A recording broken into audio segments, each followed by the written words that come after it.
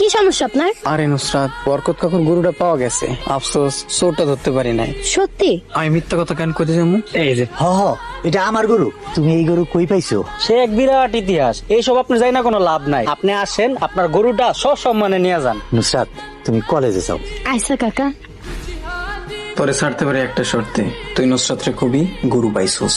আসসালামু আলাইকুম। তোমার সাথে দেখা করার লেগেই বসে আছি, আমি গরু পাইছি। এটা তো খুব ভালো কথা। আচ্ছা চাচা, আপনি বসেন, আমি চা বানাই নিয়ে আসি। না, কষ্ট করো না, গরুটারে খাওয়ানোর সময় হয়ে গেছে, আমি আসি। খবরদার, এইসব ঝামেলা আর যাবি না। এই চাচা, এদিকে আসেন। শুনলাম আপনার নাকি গরু চুরি হয়েছে, কি অবস্থা? উদ্ধারের কোনো ব্যবস্থা হইলো? হ, গরু চুরি হয়েছিল, গরু ফেরত পাইছি। জীবনে বহুত কিছু দেখছি, উমরা হজ করতে যায় মক্কা মদিনা দেখে এসেছি, আলহামদুলিল্লাহ। কিন্তু হারায়া যাওয়া গরু আবার নিজে নিজে ফেরত এসে, এটা দেখি নাই। দেখতে হইব, চলেন।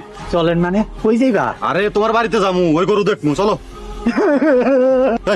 কান্দোকে খুশিতে কান দিতেছে না? মেম্বার, আমি গরু ফেরত পাই নাই। গরু পাও নাই মানে? একটু আগে কইলো গরু ফেরত পাইছে, এখন আবার কইতেছে পাই নাই। সমস্যা কি কও? চাপের মুখে পড়ে আমি কইছি গরু ফেরত পাইছি, আসল কথা হইলো আমি গরু ফেরত পাই নাই। চাপের মুখে মানে? তো তোমার চাপটা দিছে কি?